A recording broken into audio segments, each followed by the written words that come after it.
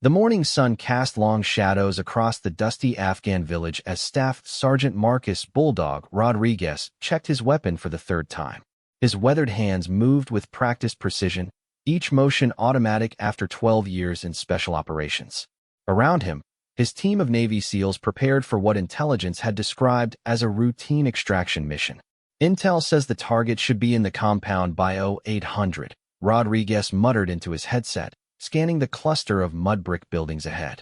Should be a simple grab and go.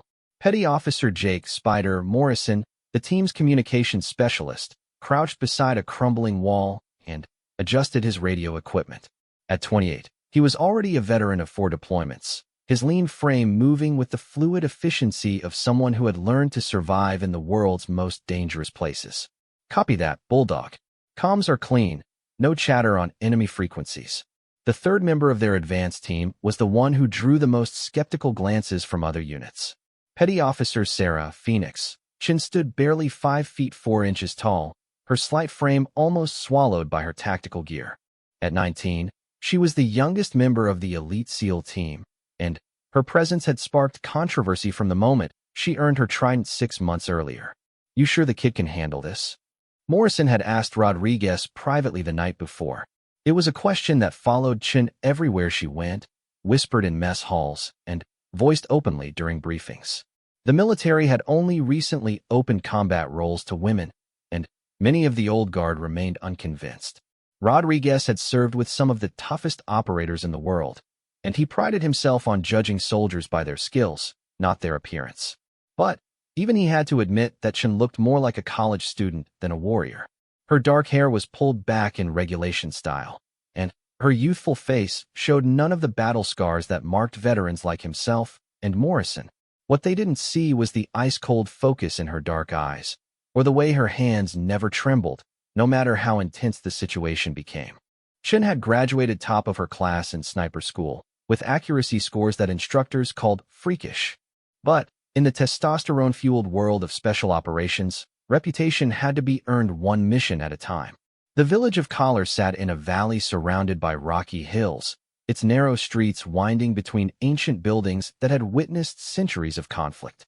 Intelligence reports indicated that a high-value target, a Taliban commander responsible for coordinating attacks against coalition forces, would be meeting with local leaders in the central compound. "Remember, we want this guy alive," Rodriguez reminded his team as they moved through the pre-dawn darkness toward their positions. "Command needs him talking, not bleeding out in the dirt." Chun adjusted her rifle scope and found her assigned overwatch position on a rooftop overlooking the target building. From her vantage point, she could see the entire compound and the maze of streets that surrounded it. The weight of her M110 sniper rifle felt comfortable in her hands, like an extension of her body. "Phoenix in position," she reported through her headset, her voice steady despite the gravity of the situation. "Good sight lines on primary and secondary exits." Morrison set up his communications hub in a building 2 blocks away, while Rodriguez positioned himself with the main assault element. Everything proceeded according to plan until 0747, when Chin's sharp eyes caught something that made her blood run cold. "Bulldog, we have a problem," she whispered urgently into her microphone. "I'm seeing way more movement than expected. Looks like our target brought friends." Through her scope, Chin watched as armed figures moved between buildings with military precision. These weren't the ragtag militia fighters they had expected.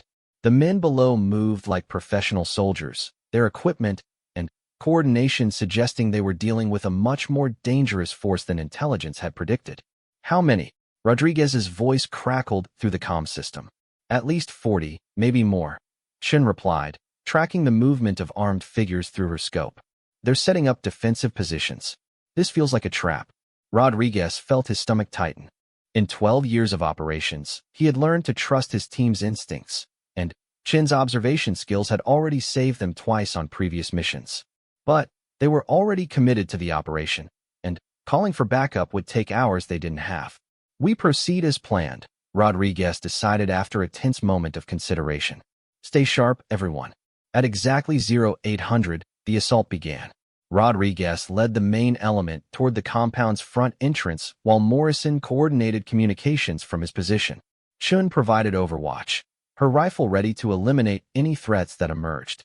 For the first few minutes, everything went smoothly. Rodriguez's team breached the compound wall and moved toward the target building. Chin's scope tracked their progress, her finger resting lightly on the trigger as she scanned for threats. Then, the world exploded into chaos. The attack came from everywhere at once. Muzzle flashes erupted from rooftops, windows, and alleyways as the enemy revealed the full extent of their prepared positions. Rodriguez and his team found themselves pinned down in the compound's courtyard, taking fire from multiple directions. "We're taking heavy fire," Rodriguez shouted into his radio, his voice barely audible over the sound of automatic weapons. "This is definitely a setup." Chin's training kicked in immediately. She began engaging targets systematically, her rifle cracking with measured precision. Each shot found its mark, but for every enemy fighter she eliminated, two more seemed to take his place.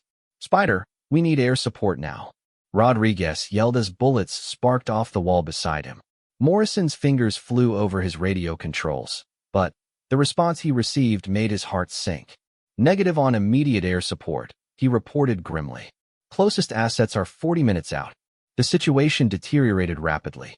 Rodriguez's assault team was trapped in the compound with no clear route of escape. Enemy fighters had positioned themselves in a perfect crossfire, and the SEALs found themselves caught in a deadly killing field. "Phoenix, can you see an escape route?" Rodriguez called out desperately. Chun swept her scope across the battlefield, analyzing the enemy positions with the cold calculation of a chess master. What she saw made her realize that her teammates were in even more danger than they knew. The enemy wasn't just trying to kill them. They were herding the SEAL team toward a specific location. "Bulldog, they're trying to push you toward the east wall," she warned. "I can see at least 6 fighters with RPGs waiting in the building across from there. It's a kill zone." Rodriguez felt the walls closing in around his team. They were outnumbered at least 10 to 1, surrounded by enemy fighters who knew the terrain better than they did, and cut off from reinforcements. In his 12 years of combat, he had never felt so completely trapped. "Options?" he asked grimly, reloading his weapon as bullets continued to crack overhead. Chin studied the tactical situation through her scope, her mind racing through possibilities. The enemy had planned this ambush carefully, accounting for standard SEAL tactics and positioning their forces to counter every conventional escape route. But they had made one mistake. They had underestimated the skinny 19-year-old girl on the rooftop. "I have an idea," Chin said quietly into her microphone. "But you're not going to like it." "I'm listening," Rodriguez replied, ducking as another burst of automatic fire peppered the wall above his position. "The only way out is through the main street, but it's covered by at least 3 heavy machine gun positions," Chin explained. "I can take them out, but I'll need to move positions multiple times. Once I start shooting, every enemy fighter in the area will know exactly where I am." Morrison's voice cut through the tactical discussion with urgency. "Whatever we're going to do, we need to do it fast. I'm monitoring enemy communications, and they're calling for reinforcements. We'll have company in less than 20 minutes." Rodriguez knew they were out of options. Staying in their current position meant certain death, and waiting for air support would take too long. Their only chance was to trust the youngest member of their team to do something that would have been considered impossible for most snipers. "Phoenix, what do you need from us?" Rodriguez asked. Chin's voice remained steady despite the enormous pressure of the situation. "Give me 3 minutes to get into position, then make noise on the north side of the compound. Draw their attention away from the main street." As Chun prepared to leave her relatively safe position, Morrison's voice came through her earpiece with concern that he rarely showed. "Kid, you sure about this? Once you start moving, there's no going back." Chin checked her weapon one final time and shouldered her pack. In 6 months of combat operations, she had faced doubt and skepticism from almost every person she served with. Some questioned her physical strength, others her mental toughness, and many simply couldn't accept that someone who looked like their little sister belonged in special operations. But bullets didn't care about gender or age or what people expected. Bullets only cared about accuracy and timing, and Chun had both in abundance. "I'm sure," she replied simply. "See you on the other side."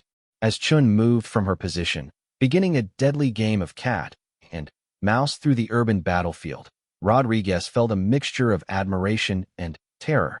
He had served with some of the most elite soldiers in the world, but he had never asked anyone to attempt something as dangerous as what Chun was about to try. The morning sun climbed higher in the Afghan sky, casting harsh shadows between the buildings as the sound of gunfire echoed through the valley.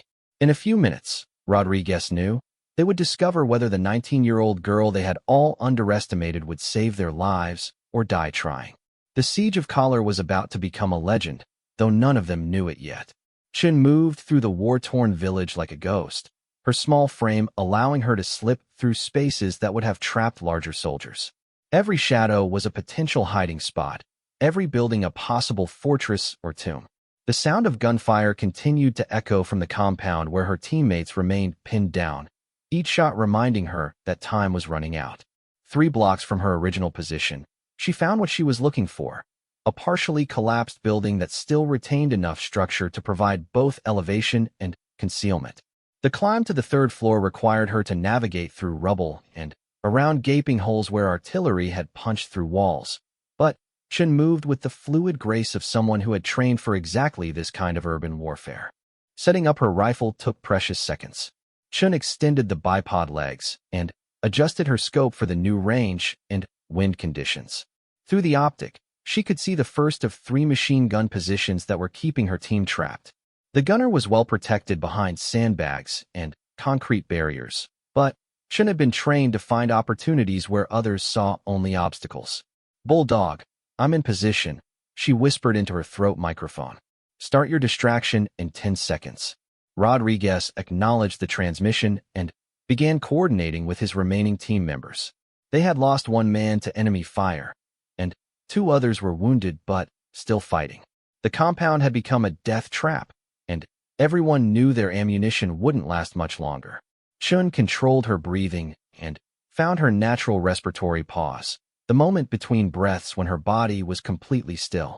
Through her scope, she watched the machine gunner's routine, timing his movements and identifying the split-second window when he would be vulnerable. The distraction began right on schedule. Rodriguez and his team opened fire on the northern positions, drawing attention exactly as planned. The machine gunner Chun was targeting turned his weapon toward the sound of gunfire, exposing the small gap between his helmet and body armor. Chun's rifle cracked once. The 7.62 millimeters bullet traveled 847 feet in just over half a second, striking the target with surgical precision. The machine gun fell silent. Before the echo of her shot had faded, Chun was already moving. She had maybe 30 seconds before enemy fighters would converge on her position, drawn by the distinctive sound of her sniper rifle. But 30 seconds was an eternity for someone who had trained for this moment her entire adult life. The second position was 2 buildings away, requiring Chun to expose herself as she sprinted across an open alley. Bullets cracked through the air around her, some close enough that she could feel the supersonic shock waves. But her small size and unpredictable movement pattern made her a difficult target. She dove through a window into the second building, rolling across broken glass and debris before scrambling up a staircase that had partially collapsed. Her new firing position gave her a different angle on the battlefield, and she could see that the enemy was beginning to realize they were facing something unexpected. Through her scope, Chun watched enemy fighters running between positions, their body language showing confusion and growing alarm.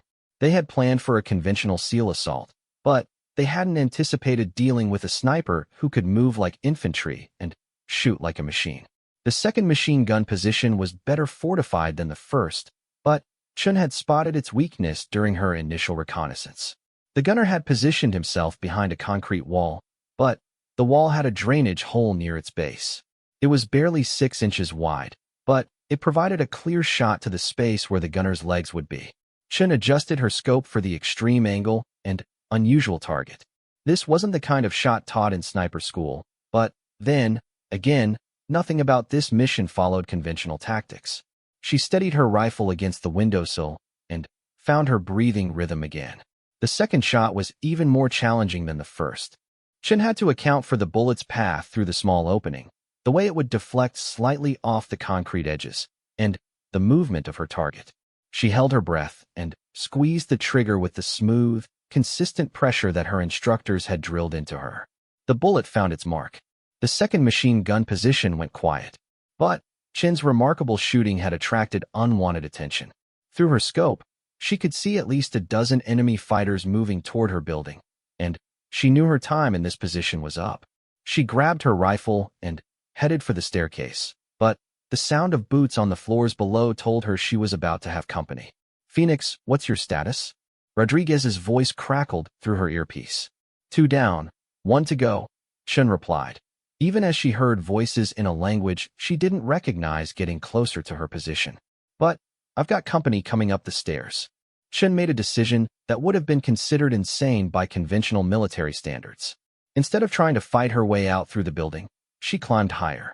The roof was partially destroyed, but it offered something the lower floors didn't: multiple escape routes. The third machine gun position was the most challenging yet. It was positioned in a building across a wide street, with excellent fields of fire and multiple backup positions. But Chin had noticed something during her earlier observation that gave her an idea. The building where the machine gun was positioned had been damaged by earlier fighting, and part of its roof had collapsed into the structure. This created a gap that was invisible from ground level, but clearly visible from Chin's elevated position. If she could get the right angle, she might be able to thread a bullet through that gap and into the machine gun nest. Enemy fighters reached the floor below her position just as Chun was lining up her most difficult shot yet. She could hear them moving room by room, getting closer to the staircase that led to the roof. In a few minutes, they would find her. This was the moment that would define not just the mission, but Chin's entire career. Everything she had trained for, every doubt she had faced, every skeptical comment about her age and size, came down to one shot through a gap barely larger than the bullet itself. Chin steadied her rifle against a piece of broken concrete and looked through her scope. The angle was extreme, the target was partially concealed, and she would have to account for wind, elevation, and the way the bullet would behave after passing through the gap in the roof. "Bulldog, I need you to push toward the main street in 30 seconds, she said quietly into her microphone. "I'm taking the last shot." "Roger, Phoenix. We'll be ready." Chun found her breathing rhythm and settled into the zone that every great sniper knows, the place where the world narrows down to the crosshairs and the target. She could hear enemy fighters on the stairs now, their voices urgent as they realized they were close to cornering the elusive sniper who had disrupted their carefully planned ambush. Time seemed to slow as Chun made her final calculations. The bullet would have to travel nearly 900 meters, pass through a gap less than 18 inches wide, and strike a target she could barely see. It was the kind of shot that would be dismissed as impossible by most military experts. Chin exhaled slowly and squeezed the trigger. The rifle cracked, and the bullet began its journey through the Afghan air. It passed over the heads of running enemy fighters, threaded through the gap in the damaged roof with inches to spare, and struck the third machine gunner in the chest. The last machine gun fell silent. Rodriguez heard the shot and immediately began moving his team toward the main street. For the first time in over an hour, they could advance without taking concentrated machine gun fire. But even as they moved, Rodriguez knew their troubles were far from over. Chen's position had finally been discovered. She could hear boots on the roof access ladder, and she knew she had maybe seconds before enemy fighters would emerge onto the roof. She grabbed her rifle and ran toward the far edge of the building, where a narrow alley separated her from the next structure. The jump was 10 feet across and 3 stories up. Missing meant certain death, but staying meant facing a dozen armed fighters with only her sidearm. Chen didn't hesitate. She sprinted toward the edge and launched herself into space. For a moment that seemed to last forever, Chen flew through the air above the alley, her rifle clutched to her chest, and her pack threatening to throw off her balance. She hit the next rooftop hard, rolling to absorb the impact and immediately scrambling toward cover. Behind her, she could hear shouts of anger and frustration as enemy fighters reached the roof she had just abandoned. They had been so close to capturing or killing the sniper who had single-handedly disrupted their ambush. But Chen wasn't done yet. From her new position, she could see that Rodriguez and his team had reached the main street, but were still taking fire from multiple positions. The machine guns were gone, but dozens of enemy fighters remained, and they were adapting their tactics to deal with the SEAL team's unexpected mobility. Spider, how long until air support? Rodriguez called out as his team took cover behind an overturned vehicle. Morrison checked his radio again, but the news wasn't good. Still 20 minutes out, minimum. And I'm picking up chatter about enemy reinforcements moving this way.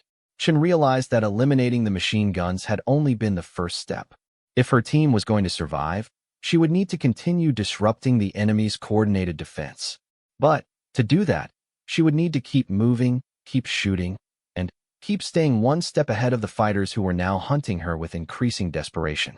Through her scope, Chen could see the tactical situation developing.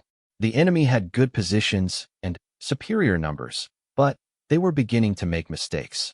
They were angry, frustrated, and starting to abandon their careful planning in favor of aggressive tactics that might catch the elusive sniper. That was exactly what Chun had been hoping for. As the battle entered its second phase, the 19-year-old SEAL prepared to teach her enemies why underestimating someone based on their appearance was a potentially fatal mistake. The siege of Collar was far from over, but the dynamic had shifted completely. The hunter had become the hunted, and Sarah Chun was just getting started. The battle for Collar had become a deadly chess match, with Chun moving like a phantom through the village's maze of buildings while enemy forces tried desperately to corner her. Each position she abandoned became a trap for the fighters pursuing her, and each new vantage point allowed her to strike again before vanishing into the urban landscape. Rodriguez and his team had managed to advance 3 blocks from the compound, but they were still far from safety. Enemy fighters continued to harass them from rooftops and alleyways, and ammunition was running dangerously low. The wounded members of the team were slowing their movement, and everyone knew that if they didn't reach the extraction point soon, they might not make it out at all. Phoenix, we're going to need continuous overwatch for the next 4 blocks, Rodriguez called through his radio. Can you maintain coverage? Chen was already moving toward her next position, having spotted a minaret that would give her commanding views of the entire escape route. But reaching it would require crossing the most dangerous part of the village, an open marketplace where she would be exposed to fire from multiple directions. Affirm, Bulldog. Give me 2 minutes to get into position. As Chen approached the marketplace, she could see enemy fighters repositioning themselves to intercept her team's advance. They were learning, adapting their tactics to account for the mobile sniper who had disrupted their carefully planned ambush. But they were also making mistakes, clustering in groups that made them vulnerable to precisely the kind of shooting Chen excelled at. The sprint across the marketplace tested every aspect of Chen's training. She moved in unpredictable patterns, using vendor stalls and abandoned carts for concealment while enemy bullets cracked through the air around her. Twice she had to drop and roll as automatic weapons fire swept across her path, but her small size and athletic ability allowed her to reach cover where a larger soldier might have been hit. The minaret was a 50-foot climb up a narrow stone staircase that spiraled around the tower's interior. Chen's legs burned as she climbed, her equipment weighing heavily on her shoulders, but she pushed through the pain with the determination that had carried her through SEAL training. From the top of the minaret, Chun had a god's-eye view of the battlefield. She could see Rodriguez's team moving through the streets below, still taking sporadic fire, but making steady progress. More importantly, she could see the enemy's attempts to set up new ambush positions along the escape route. Bulldog, you have 6 fighters setting up in the building at your 2 o'clock, about 200 meters ahead, Chen reported, settling her rifle against the minaret's stone windowsill. I'll clear them before you get there. What followed was a masterclass in precision shooting under pressure. Chun engaged 6 targets in less than 30 seconds, her rifle cracking with mechanical precision as she systematically eliminated each threat. Her shots were so accurate and so quick that some of the enemy fighters didn't even realize they were under fire until their companions began falling around them. But Chen's elevated position had made her visible to every enemy fighter in the village. As she prepared to change positions again, she realized that the buildings around the minaret were filling with hostile forces. They had finally figured out her location, and they were converging on her position with overwhelming numbers. Spider, I need an accurate count on enemy reinforcements, Chen called as she began her descent from the minaret. Morrison had been monitoring enemy radio traffic, and his report made everyone's blood run cold. Phoenix, I'm showing at least 60 additional fighters moving into the village. They'll be in position in less than 10 minutes. Chun reached the base of the minaret to find enemy fighters already surrounding the building. Through the narrow windows, she could see armed figures moving between the market stalls, cutting off her escape routes. For the first time since the battle began, she was truly trapped. But Chun had learned something important during her months in combat. Being trapped was only a problem if you accepted the limitations that others assumed applied to you. Everyone expected her to be frightened, to call for help, to wait for rescue. Instead, she decided to attack. Chun had saved 2 fragmentation grenades for emergencies, and this certainly qualified. She pulled the pins and cooked them for 3 seconds before throwing them through opposite windows of the building. The explosions created chaos in the marketplace, scattering enemy fighters and providing the distraction she needed to escape through a third window that faced a narrow alley. As Chun hit the ground running, she could hear Rodriguez's team engaging new enemy positions 2 blocks away.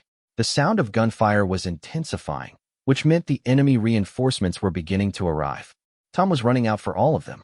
Chun's next position was perhaps the most audacious yet, the roof of the building where Morrison had set up his communications equipment. It was dangerously close to enemy forces, but it would give her perfect coverage of the final stretch of the escape route. "Spider, I'm coming to you," she announced through her radio. Morrison's voice carried a note of panic that was unusual for the veteran operator. "Negative, Phoenix. This area is crawling with hostiles. Find another route." But Chun had already committed to her plan. She approached Morrison's building from the rear, using a series of connected rooftops to avoid the street-level patrols. When she reached the building, she discovered why Morrison had been concerned. At least 20 enemy fighters were positioned in the surrounding structures, all watching for any sign of the elusive sniper. Chun rappelled down the building's rear wall using a rope from her kit, entering through a second-story window directly above Morrison's position. The communications specialist nearly shot her when she appeared behind him, rifle in hand. "Jesus, kid, you about gave me a heart attack," Morrison whispered. "How's our exit route looking?" Chun asked, setting up her rifle at a window that provided clear sight lines to the streets ahead. Morrison checked his tactical display and shook his head grimly. "Not good. They've got blocking positions set up at every intersection between here and the extraction point. Even if air support arrives, I don't think we can fight through all of them." Chun studied the tactical situation through her scope, analyzing the enemy positions with the cold calculation that had made her such an effective sniper. What she saw confirmed Morrison's assessment. They were facing an impossible situation through conventional tactics. But Chun had never been conventional. "Spider, I need you to patch me through to Bulldog on an open channel," she said quietly. "Open channel? That means everyone will hear you, including the enemy." "That's the point." Morrison looked confused but complied with her request. Within seconds, Chun was broadcasting to both her team and every enemy fighter monitoring their communications. "This is Phoenix to all enemy forces in Collar Village," she said calmly into the microphone. "You have 30 seconds to withdraw from your positions before I demonstrate why your ambush failed." Morrison stared at her in shock. "Kid, what the hell are you doing?" But Chun was already implementing a plan that was either brilliant or completely insane. Through her scope, she had identified the enemy commander's position in a building across from the main intersection. He was the one coordinating the ambush, and he had made the mistake of positioning himself where he could observe the entire battlefield. "Bulldog, when I give the signal, move your team directly down the main street," Chun instructed. "Don't take cover, don't deviate, just move fast, and trust me." Rodriguez's response carried the weight of a man who was betting everything on a 19-year-old's tactical judgment. "Roger, Phoenix. We're ready." Chun had one chance to break the siege completely. If she could eliminate the enemy commander with a single, impossible shot, while simultaneously creating enough chaos to disrupt their coordinated defense, her team might be able to fight through to the extraction point. The range was over 1,200 meters, the target was partially concealed, and she would have to make the shot while enemy forces were actively hunting for her position. It was beyond the limits of what most snipers would attempt under ideal conditions, let alone in the middle of a firefight.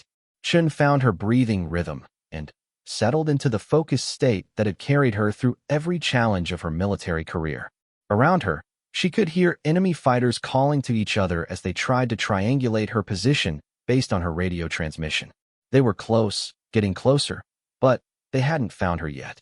Through her scope, Chen could see the enemy commander gesturing to his subordinates, coordinating the final phase of what he believed would be a successful ambush.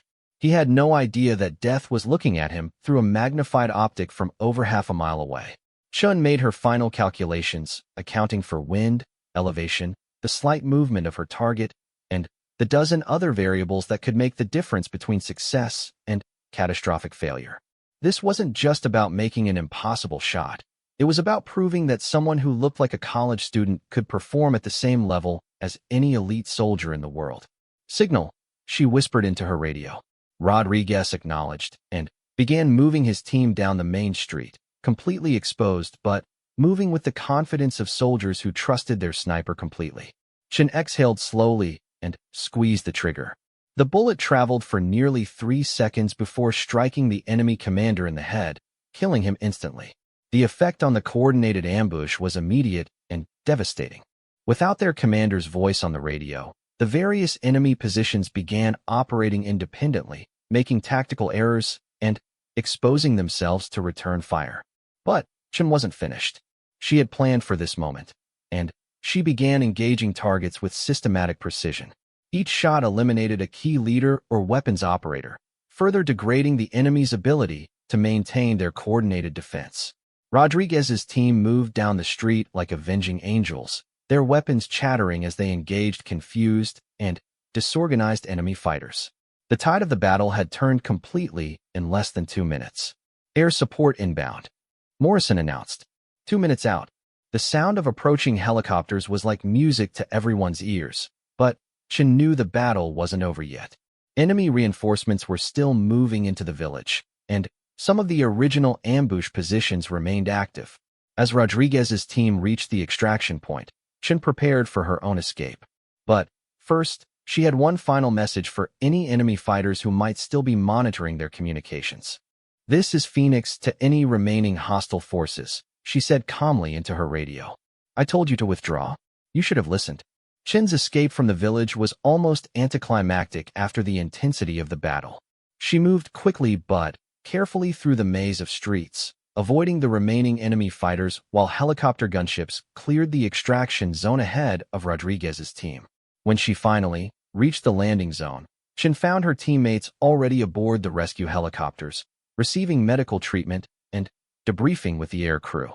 Rodriguez looked up as she approached, his weathered face showing a mixture of exhaustion and amazement. "Phoenix, that was..." he began, then shook his head. "I've never seen anything like that in 12 years of combat." Morrison, his arm in a sling from a wound he had sustained during the extraction, grinned at Chen with newfound respect. "Kid, I owe you an apology." "Hell, we all do." As the helicopters lifted off from Collar Village, Chen looked down at the battlefield where she had proven herself beyond any doubt. The skeptical comments, the questioning looks, the whispered doubts about whether a 19-year-old girl belonged in special operations, all of that seemed like ancient history now. 6 months later, Chen's performance at Collar became the subject of a classified after-action report that would be studied by military tacticians for years to come. Her impossible shots, innovative tactics, and ice-cold performance under pressure had not only saved her team but had redefined what was possible in urban combat operations. The girl they had mocked for being only 19 had become a legend, proving that true warriors are defined not by their age or appearance, but by their courage, skill, and willingness to stand between their brothers and death itself. In the Brotherhood of Special Operations, Sarah Phoenix, Chen had earned her place not through politics or quotas, but through the most ancient and respected currency of all, blood, bullets, and unshakable courage under fire. The siege of Collar was over, but the legend of the sniper who shattered it with impossible shots and indomitable will had just begun.